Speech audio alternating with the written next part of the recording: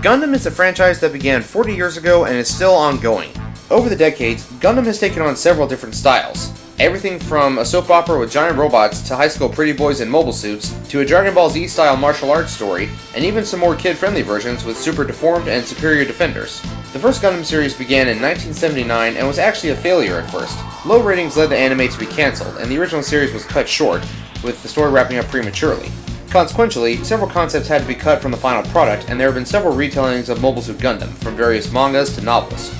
However, because the series was cancelled early and because of the fans rallying together to keep it alive, Gundam was saved and became a legend, earning it the reputation as being the Star Trek of Japan.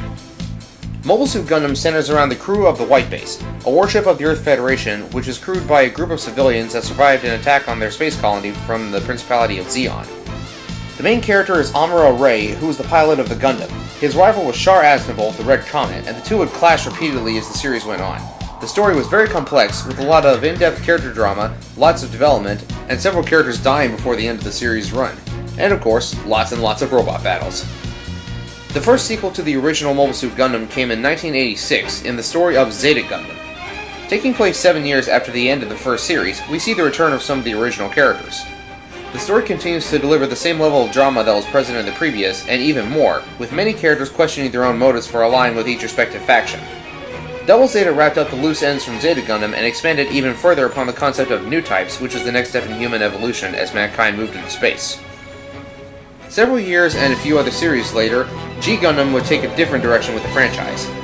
Instead of war, the Earth Sphere decides upon who would rule the Earth in a contest of skill, where each nation sends its strongest fighter to pilot a Gundam to claim glory for their homeland. The Gundams were controlled with a suit that tracks the pilot's movements as opposed to standard controls. It takes the mechanics of Gundam as well as several throwbacks to previous series in the franchise and gives a martial arts film-esque mysticism with several techniques that pilots can use being applied to the Gundams as well. Gundam Wing would return to warfare, this time with 5 main Gundams, each with a different motif, and though technically not the first Gundam series to be released in English, Wing was actually the first Gundam series to air on Toonami, making it more accessible to the common viewer and opening up the door for other Gundam series to follow in its wake. Gundam 8th MS Team takes place during the One-Year War, the main conflict of the original series, and features a group of soldiers that were out in other parts of the world fighting battles on the front lines, and the lines between good and evil are blurred in this series as we see corruption and goodness from both sides of the war. 0080 was a short 6-episode OVA. There was no clear hero or villain, and it showed the uglier and darker side of the war as we experienced it firsthand through the eyes of a child in a neutral colony with no allegiances to either faction, and yet he had friends on both sides. 0083 sees the return of Zeon after the original series, but before Zeta Gundam. It fills in a few of the gaps in between, featuring a rookie Federation pilot facing off against a Zeon legend, and proving his worth to himself and his comrades. Gundam Seed was something of a retelling of the original series, but with a different cast and setting, though it basically had the same plot of Earth versus the space colonies.